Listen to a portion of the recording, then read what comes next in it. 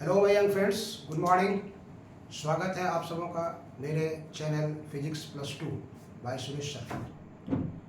मैं आप लोगों की सेवा में, लेकिन इस बार जो मैं वीडियो लेके आया हूँ वो क्लास 12 के फिजिक्स का है।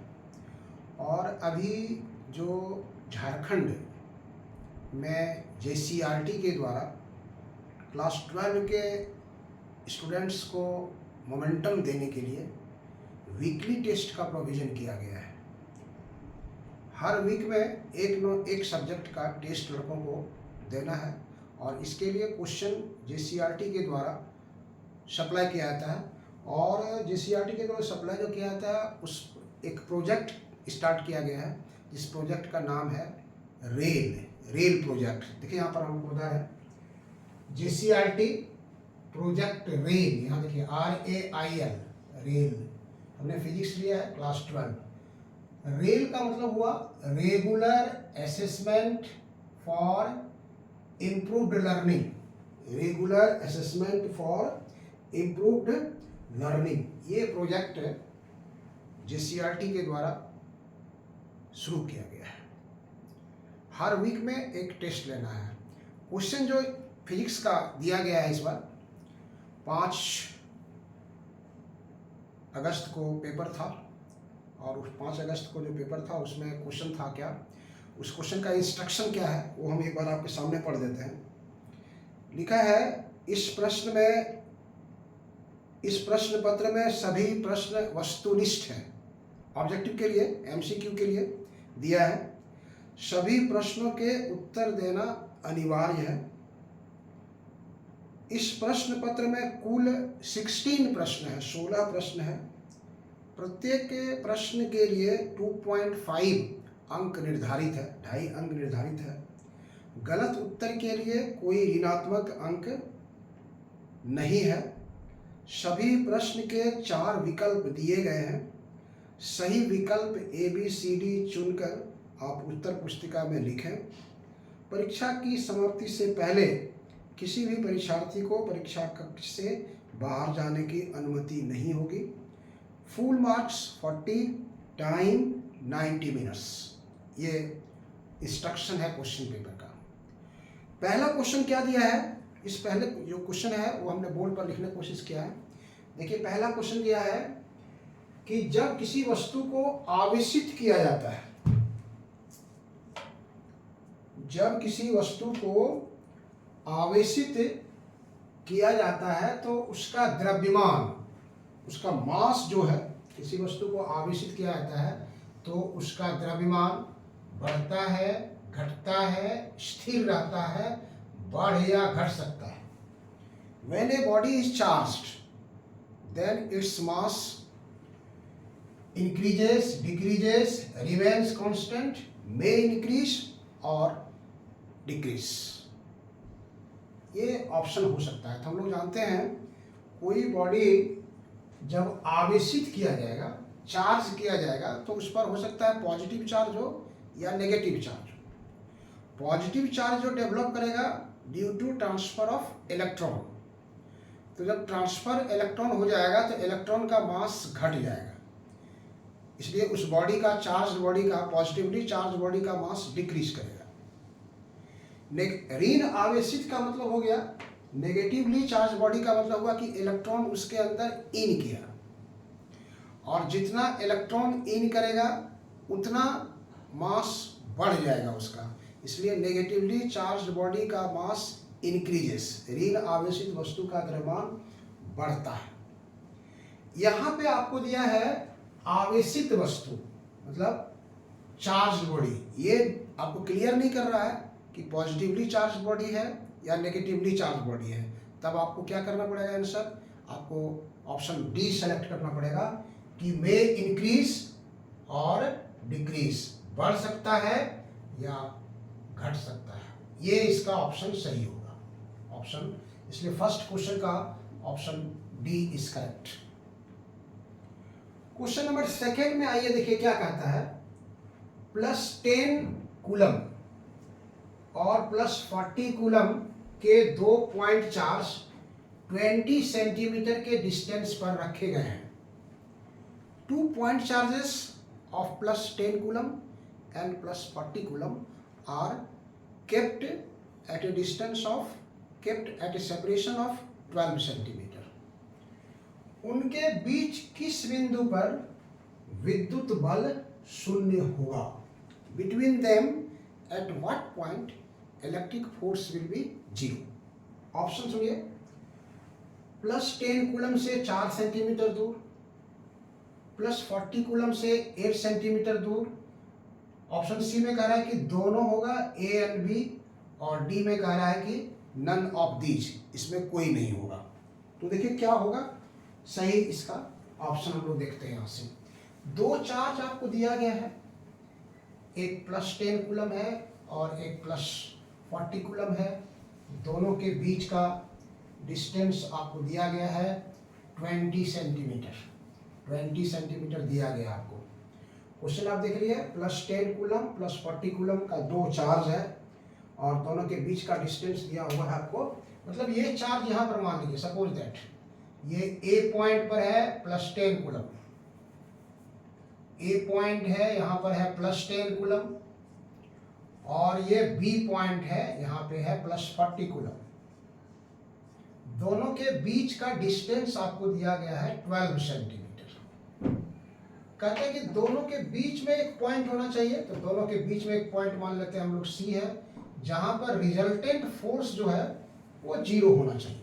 हमने माना है, यहाँ कहता है कि उनके बीच किस बिंदु पर विद्युत बल का जो वैल्यू होगा वो 0 होगा। तो हमने इसको ले लिया कि ए और बी के बीच में सी पॉइंट पर है, जहां पर इलेक्ट्रिक फोर्स जो है वो 0 है। तो यहाँ से यहाँ तक का डिस्टेंस हमको मानना पड़ेगा। यहाँ से यहाँ तक का डिस्टेंस हम x मान लिए, तो ये डिस्टेंस हो जाएगा 12 माइनस x, क्योंकि यहाँ पे टोटल डिस्टेंस 12 है, इसलिए 12 माइनस x हो गया। अब देखिए a के चलते यहाँ पर एक फोर्स काम करेगा, इसको हम ले लेते हैं यहाँ पर, सपोज दैट कि FA ले लेते हैं, और इधर से B के चलते जो आ रहा है उसको हम लोग FB ले लेते हैं। यहाँ पर एक चार्ज की कल्पना करते हैं हम लोग, उस पॉइंट पर एक चार्ज ले लेते हैं, सपोज दैट Q, ये चार्ज हम ले लिए Q। तब हम क्या करेंगे, FA का वैल्यू निकालेंगे। F बराबर 0 होगा, तो जब दोनों बराबर हो जाएगा तब ये 0 होगा। तो हम लोग यहाँ लेते हैं कि FA equal to FB, F equal to 0 के लिए F का मान 0 होगा, तो उसके लिए क्या होना चाहिए, FA बराबर FB होना चाहिए। FA का मान निकालेंगे कूलम्स लॉ, इसके बीच का, तो ये हो जाएगा आपका 1/4 10 into Q by x square, और वो हो जाएगा आपका 1/4 40 into Q by 12 minus x का होल स्क्वायर। अब देखिए क्या क्या है, दोनों तरफ क्या क्या कैंसिल हो सकता है। 1/4 दोनों कैंसिल हो गए। यहाँ से क्या होगा, Q और Q कैंसिल हो जाएगा। आप इसको काट सकते हैं, 10 4 जा 40, 10 4 जा 40 कर दिए। तब क्या कीजिए, आप इसको यहाँ ऊपर ले जाइए, यहाँ ऊपर ले जाएंगे तो हो जाएगा 12 माइनस x, और नीचे यहाँ पर है x, दोनों पर स्क्वायर है, इसलिए एक साथ स्क्वायर कर दीजिए, और यहाँ पर जाएगा आपका 4, ये 4 हो जाएगा। तब यहाँ से आप निकालेंगे 12 माइनस x बाय x, तो ये आ गया 4, इधर से मल्टीप्लाई, इसका स्क्वायर रूट निकल जाएगा, ये 4 का स्क्वायर रूट 2 आ जाएगा, और तब इधर से कर देंगे 2x बराबर 12 माइनस x, 3x बराबर 12, इसलिए x बराबर 12/3 मतलब 4 सेंटीमीटर, x बराबर हो जाएगा 4 सेंटीमीटर। तो ये 4 सेंटीमीटर कहाँ से आप माने थे, 10 कूलम से माने थे, इसलिए 10 कूलम से 4 सेंटीमीटर। तो ऑप्शन देखिए क्या कह रहा है, ऑप्शन ए बता रहा है 10 कूलम से 4 सेंटीमीटर, आंसर ऑप्शन सही है। ऑप्शन बी देखिए 40 कूलम से 8 सेंटीमीटर। तो अब यहाँ से देखिए ये पूरा था 12 सेंटीमीटर, और इसमें x है 4, 12 में से 4 घटा देंगे तो ये आ जाएगा 8 सेंटीमीटर, मतलब 40 कूलम से 8 सेंटीमीटर होना चाहिए। ऑप्शन बी देखिए 40 कूलम से 8 सेंटीमीटर, ये भी ऑप्शन सही है। इसलिए ऑप्शन सी जो है, दोनों ए और बी दोनों ए और बी करेक्ट है, दैट इज इसका सही ऑप्शन होगा डी, नन ऑफ दिस। क्योंकि ए का भी ऑप्शन आ रहा है, बी का भी ऑप्शन आ रहा है, इसलिए सी में होगा ए एंड बी। आइए क्वेश्चन नंबर 3 देखिए। 3 कह रहा है कि विद्युत क्षेत्र ई में एक स्थित बिंदु आवेश, कौन सा विद्युत आवेश है यहाँ पर, Q। विद्युत क्षेत्र ई में स्थित बिंदु आवेश Q है, यहाँ पर आवेश Q है, पर बल कार्य करेगा। कितना बल कार्य करेगा वो वहां पर आपको दिया गया है उसमें ऑप्शन में। तो हम लोग इसको लेते हैं इस ढंग से। इलेक्ट्रिक फील्ड इंटेंसिटी का डिफिनेशन आप याद रखिए। विद्युत क्षेत्र की तीव्रता किसे कहते हैं? तो विद्युत क्षेत्र की तीव्रता का परिभाषा कहता था एकांक धन परीक्षण आवेश के द्वारा अनुभव किया गया बल। एकांक धन परीक्षण आवेश के द्वारा अनुभव किया गया बल।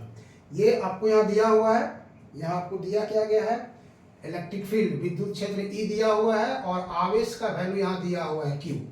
कहता है उस पर कितना बल काम करेगा।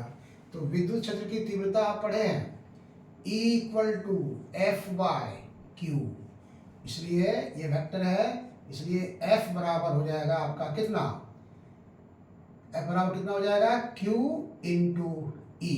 F बराबर हो जाएगा Q × E। तो ऑप्शन देखिए यहाँ पर E/Q, QE, Q² E/Q², इसलिए option B is correct, option B correct है। क्वेश्चन नंबर 4 आइए देखिए क्या कहता है। किसी धातु से एक इलेक्ट्रॉन हटाने पर आवेश उत्पन्न होगा।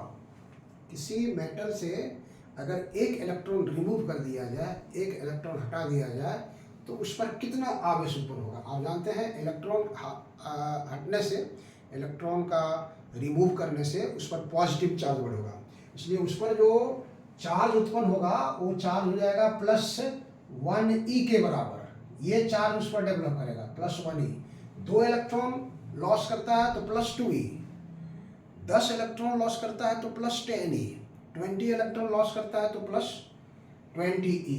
तो ये हो गया आपका प्लस, और ये प्लस, और इसका वैल्यू जानते हैं आप 1.6 × 10⁻⁻19 कूलम। ये चार्ज उस पर डेवलप करेगा 1.6 × 10⁻⁻19 कूलम। ऑप्शन देखिए 1.6 × 10⁻⁻19 कूलम, 8 × 10⁻19 कूलम, 1.6 × +19 कूलम है ये, 1.6 × +90 कूलम, और डी में है 0। ए है 1.6 × 10⁻⁻19, बी है 8 × 10⁻+19, सी है 1.6 × 10⁻19 और डी है 0। इसलिए ऑप्शन ए इज करेक्ट। इसका जो ऑप्शन है वो ए सही होगा। क्वेश्चन नंबर 5 आइए देखिए। क्वेश्चन नंबर 5 कहता है यदि किसी गोले को 10 माइक्रोकूलम आवेश से आवेशित किया जाए तो उसकी सतह पर विद्युत प्रवाह होगा। यदि किसी गोले को आवेशित करना है, एक गोला है और उस गोले को आवेशित करना है +10 माइक्रोकूलम से, मतलब ये आपका गोला हो गया और इस पर आप चार्ज दे दिए हैं +10 माइक्रोकूलम। ये चार्ज है इस पर, ये चार्ज। किसी गोले को +10 माइक्रोकूलम आवेश से आवेशित किया जाता है तो उसकी सतह पर विद्युत प्रवाह होगा। विद्युत प्रवाह हिंदी में थोड़ा सा, हिंदी और इंग्लिश वर्जन, अगर इंग्लिश वर्जन भी इसके साथ रहता क्वेश्चन जो दिया है तो उसमें लड़के कन्फ्यूजन नहीं करते, लेकिन यहाँ पर क्या कन्फ्यूज कर जाएगा। विद्युत प्रवाह मतलब इलेक्ट्रिक करंट, ये उसके दिमाग में आएगी, लेकिन यहाँ ध्यान देना है सतह पर विद्युत प्रवाह यहाँ कह रहा है, मतलब विद्युत फ्लक्स, कितना विद्युत बल की रेखाओं का प्रवाह होगा, ये आपको यहाँ बताना है इसको। तो 10 माइक्रोकूलम से इसका दिया है तो कितनी बल की रेखाएं इससे बाहर निकलेगी, यही इसका मतलब हुआ। कितने इलेक्ट्रिक लाइन्स ऑफ फोर्स यहाँ से जाएगा, वो कितना इलेक्ट्रिक लाइन्स ऑफ फोर्स यहाँ से जाएगा, ये यहाँ पर ये चार्ज जो है यहाँ पर समझाया जा सकता है इसको। तो इसके लिए हम लोग गॉस थ्योरम अप्लाई कर देंगे। गॉस थ्योरम कहता है कुल फ्लक्स जो होगा, विद्युत प्रवाह जो होगा 1/ε0 इंटू क्यू इनसाइड। यहाँ पे क्यू इनसाइड दिया हुआ है 10 माइक्रोकूलम। 10 माइक्रोकूलम का मतलब हो गया 10 इंटू 10⁻⁻6 कूलम। इसको आप लिख सकते हैं 10⁻⁻5 कूलम। ये आपका क्यू इनसाइड हो गया। 1/ε0 का वैल्यू कैसे निकालेंगे आप? 1/ε0 का वैल्यू निकालने के लिए आपको क्या करना पड़ेगा? 1/4πε0 इक्वल टू 9 इंटू 10⁹9। 1/ε0 कितना हो जाएगा? ये यहाँ भेज दीजिए, 9 इंटू 4 36 पाई इंटू 10⁹9। इसलिए phi equal to 1/ε0 into Q inside, ये हो गया 36 पाई इंटू 10⁹9 और क्यू इनसाइड कितना है? 10⁻⁻5।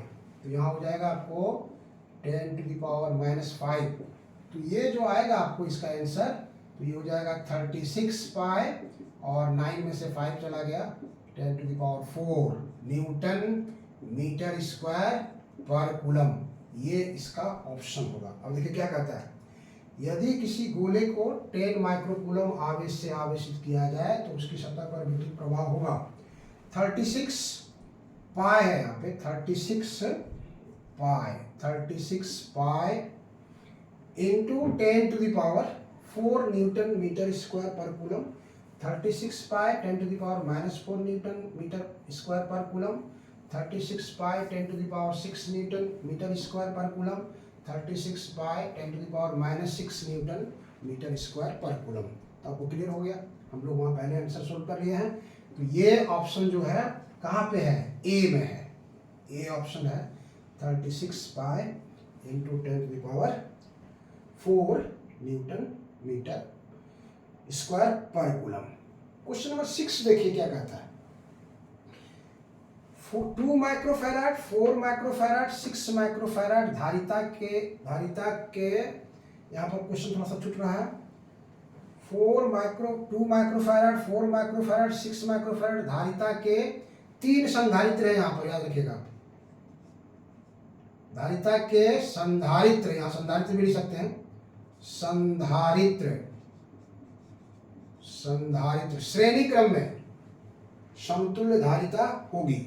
मतलब 3 कंडेंसर है, 3 कैपेसिटर है, 3 संधारित्र है जिसकी धारिता आपको दिया गया है 2 माइक्रोफैराड 4 माइक्रोफैराड 6 माइक्रोफैराड और तीनों को सीरीज में जोड़ा गया है।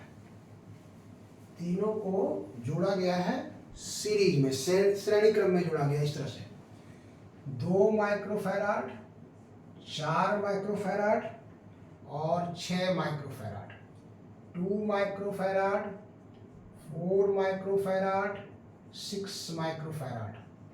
ये C1 है, ये C2 है, ये C3 है। तो कहता है इसकी समतुल्य धारिता बताइए कितना होगा। समतुल्य धारिता अगर CS है तो आप जानते हैं फॉर्मूला 1/C1 1/C2 1/C3। ये सीरीज का फॉर्मूला होता है। पैरेलल में होता है C1 + C2 + C3, इसलिए ये हो जाएगा आपका 1/CS 1/2 1/4 1/6। एलसीएम ले लीजिए, 12 आ जाएगा। 2 6 जा 12, 4 3 जा 12, 6 2 जा 12, 6 + 3 + 2, 6 + 3 + 9 + 2 11/12 आ जाएगा ये 1/CS। देयरफॉर CS ये उलट जाएगा तो वो हो जाएगा 12/11 माइक्रोफैराड। 12/11 माइक्रोफैराड इसका इक्विवेलेंट कैपेसिटेंस होगा। तो यहाँ ऑप्शन दिया हुआ देखिए 6 माइक्रोफैराड 11/6 माइक्रोफैराड 12/11 माइक्रोफैराड, इसलिए option C is correct. Option C जो है वो करेक्ट होगा। आइए क्वेश्चन नंबर देखिए 7 क्या कहता है। क्वेश्चन नंबर 7, एक साबुन के बुलबुले को ऋणात्मक आवेश देने पर उसकी त्रिज्या क्या होती है। तो आप जानते हैं सॉफ्ट बबुल को अगर हम लोग चार्ज करते हैं, नेगेटिवली चार्ज करते हैं, तो उसका रेडियस बढ़ जाता है, इसलिए इसका ऑप्शन हो जाएगा B. Option B is correct, बढ़ जाती है। क्वेश्चन नंबर 8 आइए देखिए, संधारित्र का मूल उपयोग क्या है, मतलब मेन यूज ऑफ कैपेसिटर या कंडेंसर क्या है। ऊर्जा को संग्रहित करना, आवेश को संग्रहित करना, ऊर्जा और आवेश को संग्रहित करना, और इसमें से कोई नहीं। कंडेंसर जो यूज करते हैं हम लोग, मेन उसका क्या होता है कि वो चार्ज को दोनों प्लेट के बीच में रखता है, वही एनर्जी में कन्वर्ट होकर के काम करता है। इसलिए बेसिकली चार्ज है लेकिन एनर्जी के रूप में काम करता है, इसलिए इसका ऑप्शन सी करेक्ट होगा। ऊर्जा और आवेश को संग्रहित करना, ऊर्जा और आवेश को संग्रहित करना। चलिए आगे बढ़ते हैं। नेक्स्ट क्वेश्चन देखिए क्या दिया है। क्वेश्चन नंबर है 9। एक समानांतर प्लेट कंडेंसर की दो प्लेटों के बीच की दूरी आधी कर दी जाए तो इसकी क्षमता क्या होगी। ऑप्शन ए है 2 गुना बढ़ जाती है, 4 गुना बढ़ जाती है, 2 गुना घट जाती है, 4 गुना घट जाती है। यहाँ क्षमता का मतलब हो गया, देखिए एक समानांतर प्लेट कंडेंसर की दो प्लेटों के बीच की दूरी आधी कर दी जाए तो उसकी क्षमता मतलब हुआ धारिता, कैपेसिटी क्या होगा उसका, कैपेसिटी क्या होगा, वो 2 गुना बढ़ जाती है, 4 गुना बढ़ जाती है, 2 गुना घट जाती है, 4 गुना घट जाती है। तो समानांतर प्लेट का जो कंडेंसर है उसकी धारिता का फॉर्मूला होता था। अगर मान लीजिए इसके बीच का कोई मीडियम, अगर सपोज दैट की एयर है, तो उसका फॉर्मूला होता था, हम लोग देखिए यहाँ पर हम बना रहे हैं, यहाँ पे सोल्व कर रहे हैं, C naught A epsilon naught by D, ये इसका फॉर्मूला होता है। जब दोनों प्लेटों के बीच का डिस्टेंस, ये दोनों प्लेट है, इसके बीच का डिस्टेंस डी है, ये प्लेटों का एरिया है और इसके बीच एयर है, तो ये फॉर्मूला होता है। क्वेश्चन क्या कहता है कि प्लेटों के बीच की दूरी आधी कर दी जाती है, मतलब इसको हम लोग आधा कर देते हैं। तो आधा कर देते हैं तो ये मान लीजिए कुछ तो सी नॉट होगा नहीं, कुछ दूसरा चीज होगा, तो मान लेते हैं सी डैश नॉट, तो ये हो गया ए एप्सिलॉन नॉट डी बाई 2 कर देंगे, आधा कर देने का मतलब हुआ डी बाई 2, तो ये 2 क्या होगा, ऊपर चला जाएगा, ऊपर चला जाएगा, मतलब 2 A epsilon naught by D, और A epsilon naught by D किसके बराबर है, सी नॉट के बराबर है, इसलिए इसका आंसर हो जाएगा 2 इंटू सी नॉट, मतलब 2 गुना 2 टाइम्स बढ़ गया। when the distance between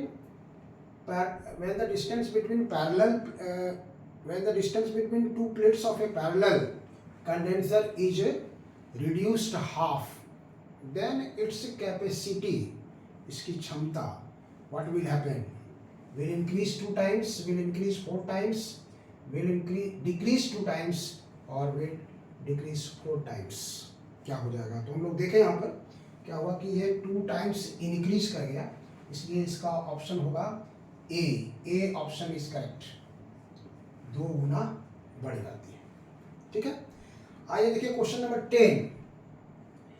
एक चालक में 3.2 एम्पियर की धारा प्रवाहित होती है, तो प्रति सेकेंड प्रवाहित होने वाले इलेक्ट्रॉनों की संख्या कितनी होगी।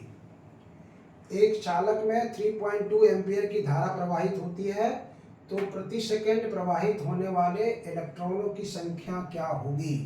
4 ऑप्शन दिया होगा आपको, 2 इंटू 10⁹, 3 इंटू 10⁻20, 5.2 इंटू 10⁻9 और 9 इंटू 10⁻20, ये 4 ऑप्शन दिया हुआ है। तो हम लोग इसको सोल्व करें, जस्ट लाइक प्रॉब्लम्स है, न्यूमेरिकल्स है। तो देखिए ये फोकस कर रहा है कि न्यूमेरिकल्स पर आपको ज़्यादा ध्यान देना है। हर कंपटीशन के लिए आपको तैयारी करना चाहता है, मेडिकल हो चाहे नीट हो चाहे इंजीनियरिंग हो, तो यहाँ पे आपको दिया हुआ है क्या, आई दिया हुआ है। इस क्वेश्चन में आपको आई दे दिया है 3.2 एम्पियर, और प्रति सेकेंड कह रहा है, इसलिए t is equal to 1 second, 1 second है। फॉर्मूला आप जानते हैं, I equal to N E by T, इसलिए n निकालना है आपको, देयरफॉर n बराबर हो जाएगा I into T by E.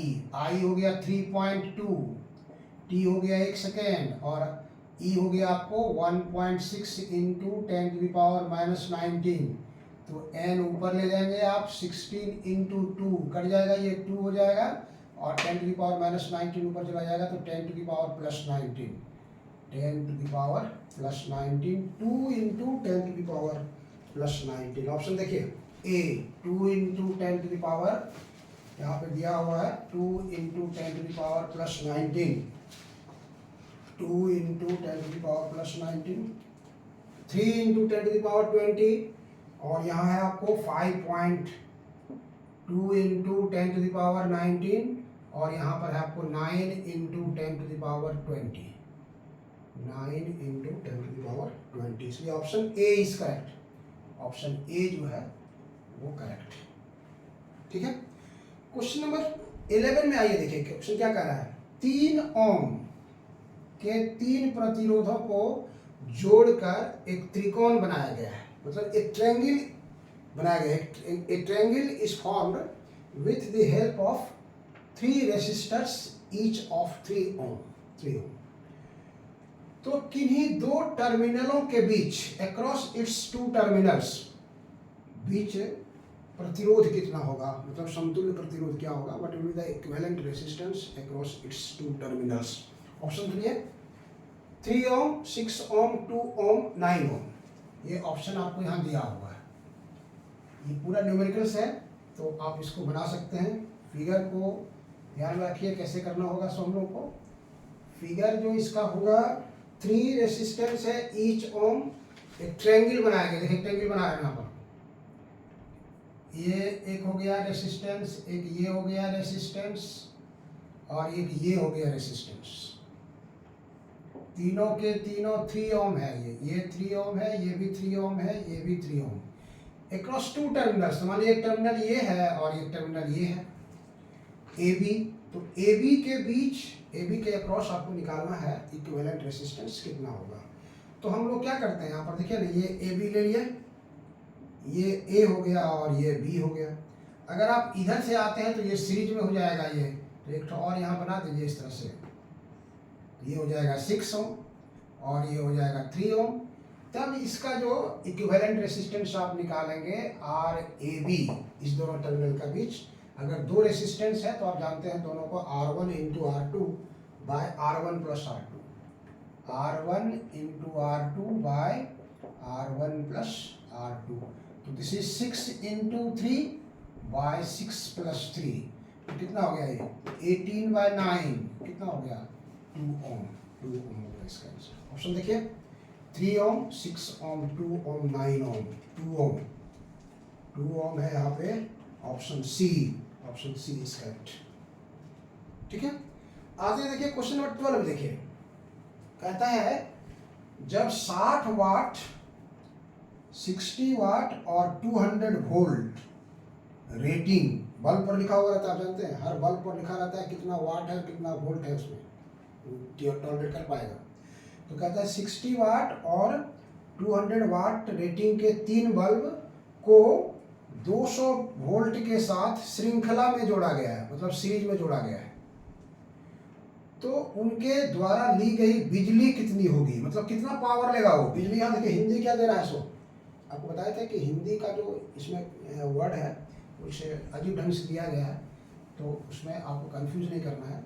बिजली कितनी होगी, बिजली मतलब पावर कितना होगा, आपका पावर कितना होगा तीनों का, वो आपको बताना है। देखिए कितना इजी है, थोड़ा समझना है आपको इस तरह से।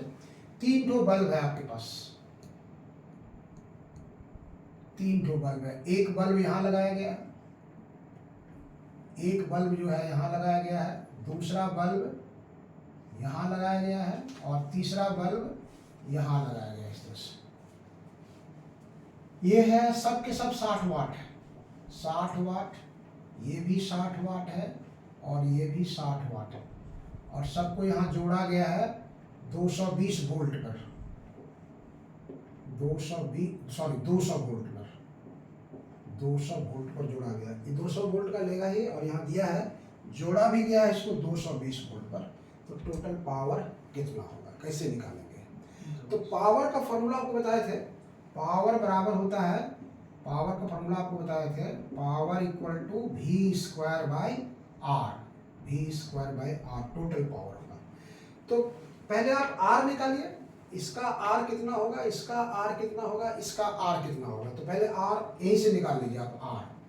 तो अगर आप आर निकालते हैं तो आर का फॉर्मूला हो जाएगा आपको, R will be V square by P. देखिए वी दिया हुआ है 200, तो 200 गुना 200 और बटे पी हो गया आपको 60। यहाँ से कैंसिल कर दीजिए, 1 0 1 0, यहाँ से कैंसिल कर दीजिए 3, यहाँ से कैंसिल कर दीजिए 10। तो आर का जो वैल्यू हो गया 2000 हो गया। देखिए 2000 बटे 3 ओम। तो 3 ठो रेसिस्टेंस है ना, सीरीज में जुटा हुआ है, सीरीज में जुटा हुआ है। तो ये सीरीज में इसका हो जाएगा आर एस। अगर लिखते हैं तो R plus R that is 3R, 3R। तो ये हो गया 3 और आर हो गया आपका कितना, 2000 बटे 3, ये कैंसिल हो गया।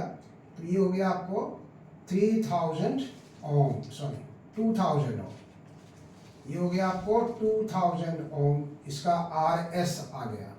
तब आपको पावर निकालना है, तो power equal to V square बटे आर एस।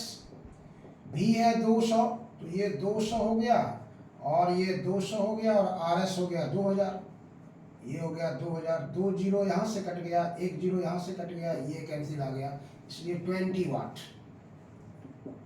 20 वाट का पावर वो लेगा, 20 वाट का पावर लेगा। तो देखिए ऑप्शन क्या है, 20 watt 20 watt, option A, option A is correct. ये 60 वाट है, 180 वाट है और 10 वाट। क्वेश्चन नंबर 13 में आइए। देखिए 13 में 1 ओम प्रतिरोध का एक तार 10 मीटर लंबा है, तो लंबे तार का प्रतिरोध कितना होगा? बड़ा इंपॉर्टेंट क्वेश्चंस को सिलेक्ट किया है। ये थोड़ा सा केयरफुल होके बनाना है, केयरफुल होके बनाना है, गलती होने की संभावना नहीं रहेगी। अगर हड़बड़ में बनाएंगे आप तो गलती होने की संभावना रहेगी। फिजिक्स पेपर में आपको न्यूमेरिकल्स पर थोड़ा सा ज़्यादा फोकस करना है। झारखंड सरकार आपके मोमेंटम को बढ़ाने के लिए एक अच्छा पहल किया है, एक अच्छा कदम है ये, कि हर वीक में लड़के अगर एक टेस्ट देते हैं हर सब्जेक्ट का, तो ये फिर आप याद रखेंगे कि फाइनल एनुअल एग्जामिनेशन जो होता है उसमें इस तरह के जितने टेस्ट है या मॉडल सेट है, इस तरह का मॉक टेस्ट होता है, तो इसी सब क्वेश्चन को प्रैक्टिस कराता है। आइए क्वेश्चन नंबर 13 देखते हैं। 1 ओम प्रतिरोध का एक तार 10 मीटर लंबा है। तो हम मान लेते हैं पहले कि जो तार का लंबाई है L है और एरिया उसका A है। तो फॉर्मूला हो जाएगा हम लोगों का R equal to rho into L by A, ये फॉर्मूला होगा, लेंथ बाई एरिया। अब उसकी लंबाई 10% बढ़ा दी जाती है, तो लंबाई को मान लेते हैं L डैश कर देता है। तो L डैश बराबर हो जाएगा L प्लस L इंटू 10%, तो 10 बाई 100, ये यहाँ से कैंसिल हो गया। 10L plus L 11L by 10, मतलब 1.1 L हो गया आपका L डैश। तो लेंथ जब बढ़ेगा तो एरिया क्या होगा, घटेगा। तो एरिया जब घटेगा तो कैसे एरिया निकालेंगे, कितना होगा वो? तो वॉल्यूम कांस्टेंट होगा उसमें, नहीं वॉल्यूम कांस्टेंट होना चाहिए, बट पहले वाले का वॉल्यूम हो गया एरिया इंटू लेंथ, बाद वाले का वॉल्यूम हो जाएगा A dash into L dash. Wire है, वायर का वॉल्यूम कैसे निकालते हैं? Wire just like a cylinder, pi R square H. तो पाई आर स्क्वायर हो गया एरिया और एच हो गया एल, तो ए इंटू एल इसका वॉल्यूम हो गया पहले वाले में, पहले वाले में ये हो गया, बाद वाले में ए डैश एल डैश हो गया। तो यहाँ से अगर हम ए डैश निकालेंगे तो ए डैश बराबर हो जाएगा ए एल बटे एल डैश। तो ये तो ए एल है, ये है, और एल डैश का मान कितना निकाले आप? 1.1 एल। तो ये एल एल कैंसिल हो गया।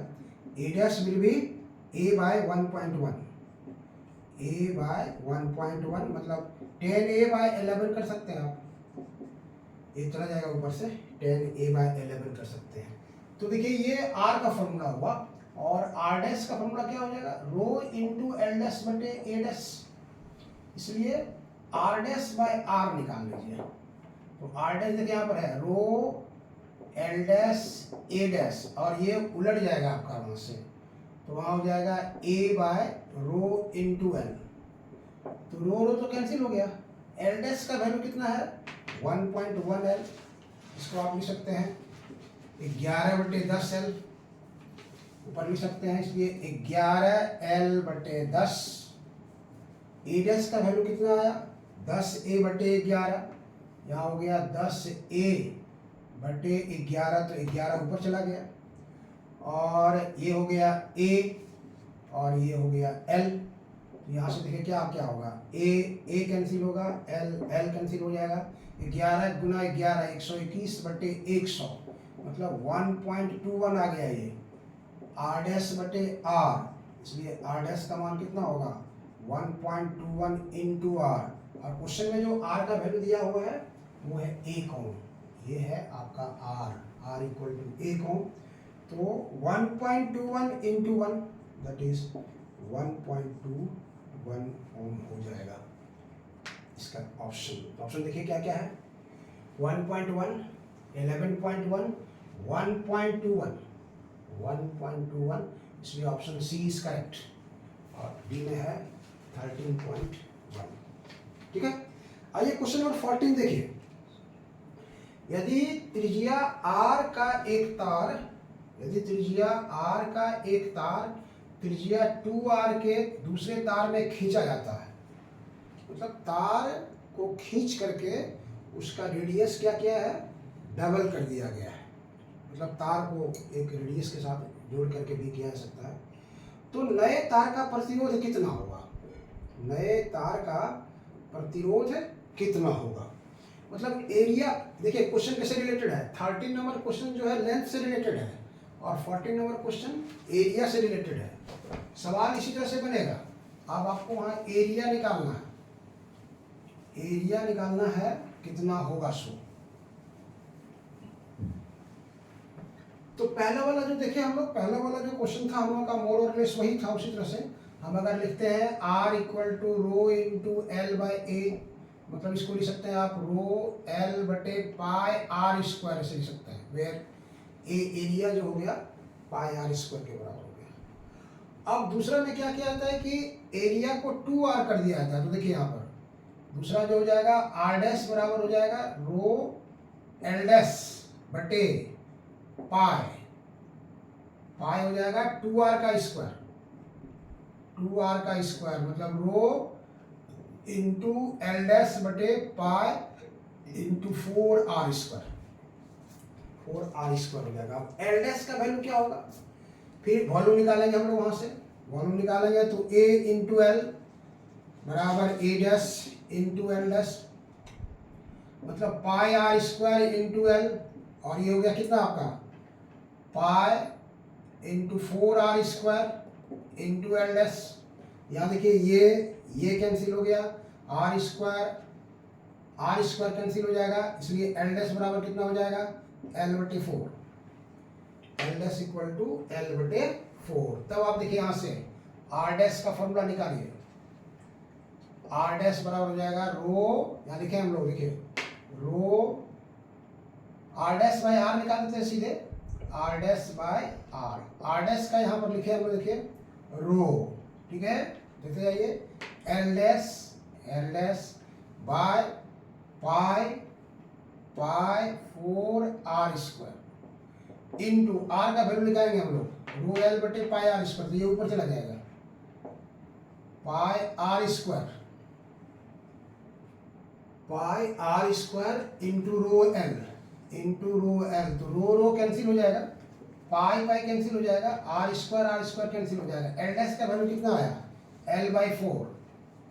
l/4, और यहाँ हो गया आपको 4l और नीचे हो गया आपको 4l, तो l कैंसिल हो गया, मतलब ये आ गया 1/16 किसका वैल्यू r डैश बटे r का, therefore r dash is equal to r/16, r/16। Option देखिए क्या क्या दिया हुआ है, 2r, r/2, 4r, r/16, r/16, इसलिए option D is correct. Option D is correct. Question 15 में आइए, देखिए क्या कहता है, ओम का नियम लागू नहीं होता है। ओम का नियम लागू नहीं होता है, कहाँ नहीं होता है? डायोड, ट्रांजिस्टर, थर्मिस्टर, थाइस्टर, ये सब जो होता है उसमें यूजेटी, ट्रांजिस्टर, इस सब में ओम का नियम लागू नहीं होता है। मतलब नन ओमिक रेसिस्टर जिसको हम लोग कहते हैं, उसमें ओम का नियम लागू नहीं होता है। इसलिए इसका ऑप्शन जो है वो बिल्कुल कटाटा आंसर है, ये option C is correct. Question number 16 देखिए, 1 किलोवाट बराबर होता है। 1 किलोवाट किसके बराबर होता है? 4 ऑप्शन दिया हुआ है यहाँ पर, देखिए 4 ऑप्शन दिया हुआ है, 36 गुना 10 की पावर 5, 36 गुना 10 की पावर 3, 36 गुना 10 की पावर -5 और 36 गुना 10 की पावर -3। 1 किलोवाट, 1 किलोवाट आवर, मतलब 1 किलोवाट मतलब 1000 वाट, 1000 वाट, और आवर का मतलब हो गया 3600 सेकेंड, 3600 सेकेंड। ये हो गया 10⁻³ वाट, मतलब जूल बटे सेकेंड, और यहाँ हो गया 3600 सेकेंड। सेकेंड सेकेंड कैंसिल हो गया, तो ये हो गया 36 गुना 10 के पावर 3 और 2, 10 के power 5। 1 kilowatt hour equal to 36 into 10⁵, इसलिए option A is correct. Option A is correct. तो ये जो ये था आपको रेल प्रोजेक्ट कह सकते हैं इसको, जो झारखंड सरकार के द्वारा JCRT के द्वारा दिया गया है, वो फर्स्ट वीकली टेस्ट हुआ था 5 अगस्त को। फिर नेक्स्ट वीकली टेस्ट जब होगा, जो क्वेश्चन आएगा, फिर हम उसको लेकर के आप लोगों के सामने रखेंगे, ताकि आपको किसी प्रकार का कन्फ्यूजन नहीं हो और आप आसानी से इसको स्कोर कर सकते हैं। चलिए, बहुत बहुत धन्यवाद। आप दूसरे को भी इसको लाइक कीजिए, सब्सक्राइब कीजिए और शेयर कीजिए, ताकि जो आपके दोस्त हैं जो इस तरह के क्वेश्चन को नहीं सोल्व किए हैं, उनके पास भी क्वेश्चन भेजिए और आंसर भेजिए। चलिए, थैंक यू।